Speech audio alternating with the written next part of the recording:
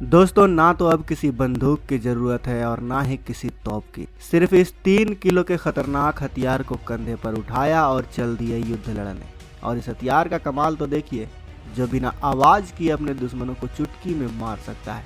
वहीं इजराइल के point blank missile के तो क्या ही कहने, जो अपने दुश्मनों को ढूंढ ढूंढ कर करता है उनका खात्मा। खुद ही सोचिए दोस्तों, अगर ऐसे हथियार भारत के पास भी मौजूद हों तो चीन और पाकिस्तान जैसे देश के पसीने तो यूं ही छूट जाएंगे। दोस्तों, हम ऐसा बिल्कुल भी नहीं कह रहे हैं कि भारत के पास हथियारों की कमी है, लेकिन आज हम आपको ऐसे एडवांस तकनीक वाले हथियारों के बारे में बताएंगे जो अगर भारत के पास भी हो तो हमारे दुश्मन देश हमसे पंगा लेने से पहले 100 बार सोचेंगे। तो चलिए इस वीडियो को शुरू करते हैं। पहला है लेनियस ड्रोन। इस ड्रोन को पूरी तरह से अर्बन वॉरफेयर के लिए डिजाइन किया गया है।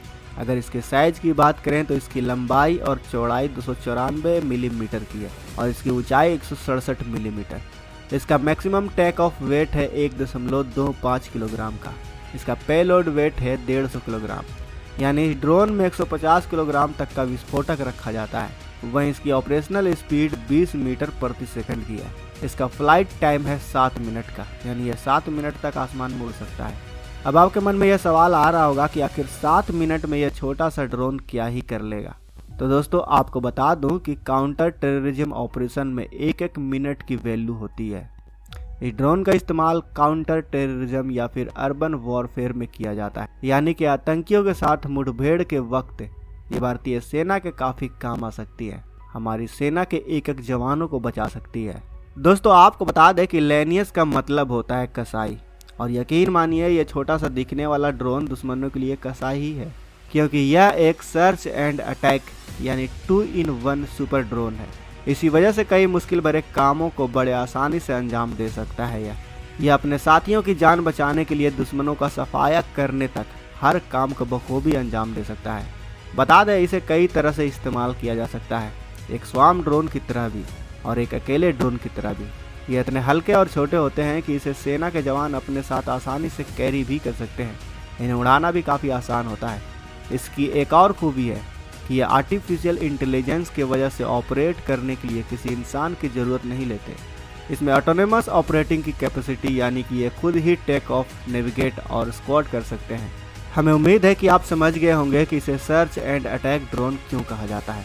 अब जरा आप ही बताइए कि अगर ये ड्रोन हमारी सेना को मिल जाए तो इन आतंकवादियों की छुट्टी तो तय है। आपको बता दें कि इस हथियार को इजराइल ने बनाया है।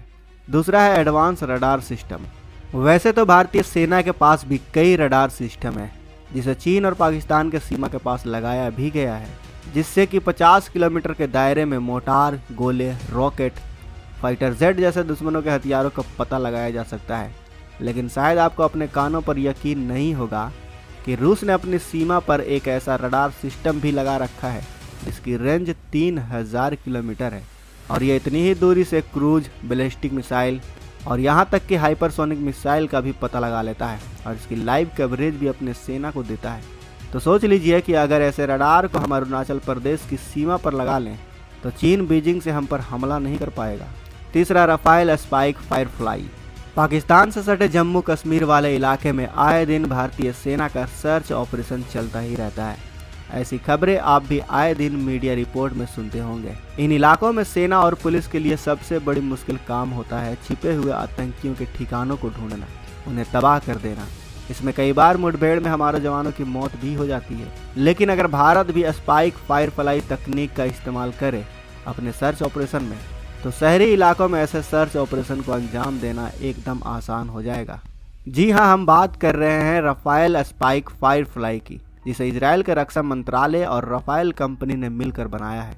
बताया जा रहा है कि यह एक ऐसा सिस्टम है जो देखते ही देखते दुश्मन के अड्डों को तबाह कर देता है और उन्हें खबर तक नहीं लगती।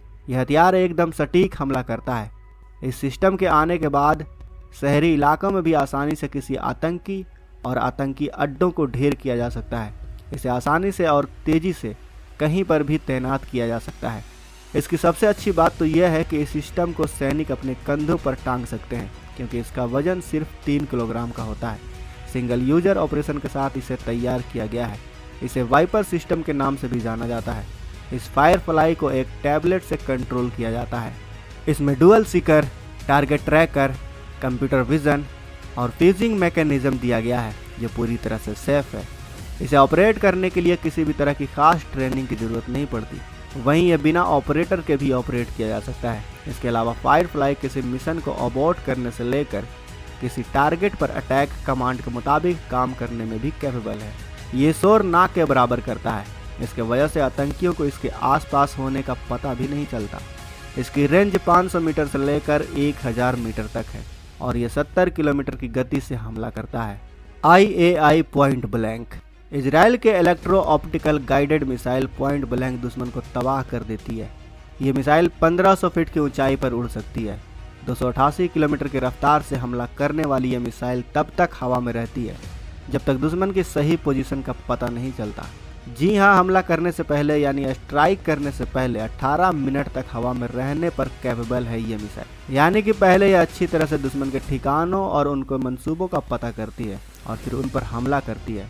और इसीलिए कहा जा रहा है कि यह मिसाइल भारत के लिए हमारे पड़ोसी देश चीन का सामना करने के लिए एकदम ठीक है। आपको बता दें कि यह मिसाइल अपने टारगेट को पूरी तरह से नष्ट करने के लिए गोला बारूद से लैस हो सकती है। यह मिसाइल इजी टू कैरी भी है, जिस वजह से इसे बड़ा आसानी से हाथों से भी लॉन्च किया जा सकता है। बता दें कि इसे इजराइल की सरकारी कंपनी इजराइल एरोस्पेस इंडस्ट्री ने बनाया है और इस कंपनी का दावा है कि यह मिसाइल बिना विस्फोट के भी सैनिक के हाथ में वापस आ सकती है। जी हाँ, इस मिसाइल की खासियत यह है कि अगर मिशन को अबॉर्ट भी कर दिया जाए तो इसे वापस बुलाया भी जा सकता है। 1 मीटर लंबे इस मिसाइल का वजन 6.8 किलोग्राम का है। कंपनी की ओर से कहा गया है कि यह मिसाइल काफ़ी सटीक है और इसकी गलतियों की गुंजाइश ना के बराबर रहती है। अगर यह मिसाइल भारतीय सुरक्षा बेड़े का हिस्सा बन जाए तो चीन के पसीने ही छूट जाएंगे। तो दोस्तों, आपको इनमें से कौन सा हथियार सबसे घातक और बेहतर लगा और कौन से हथियार की हमें ज़रूरत है, हमारे सेना को ज़रूरत है? हमें कमेंट बॉक्स में अपनी राय अवश्य बताएं। साथ ही वीडियो अच्छे लगे तो वीडियो को लाइक करें, शेयर करें और अगर आपने अभी तक इस चैनल को सब्सक्राइब नहीं किया है तो इस चैनल को भी सब्सक्राइब कर लें ताकि हमारी आने वाली वीडियो को आप